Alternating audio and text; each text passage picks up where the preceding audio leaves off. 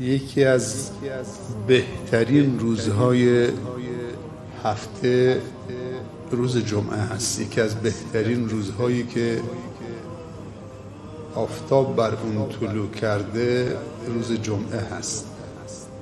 بهترین روزی که آفتاب بر اون طلوع کرده. چقدر زیباست که شب جمعهمون و روز جمعهمون با سوره کهف سپری بکنیم. پیامبر صلی الله علیه و سلم فرموده هر کسی روز جمعه سوره کهف بخونه میتونه شب جمعه هم بخونه. بین دوتا جمعه او میدرخشه. سبحان الله. حالا اگر این جمعه رو وصل بکنیم به اون جمعه،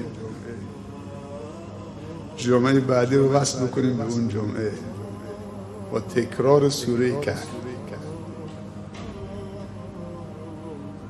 اگه از بر باشید حفظ باشید که نور علی نوره، اگه نشد از رو، اگه بلد نیستید نوار بذار، یه قاری داره میخونه، قرآن باز کن، دست بکش رو خط، دنبالش حرکت کن، چشمتو بگذرون. ستاره راه. این یکی نشد این یکی، این یکی نشد این یکی.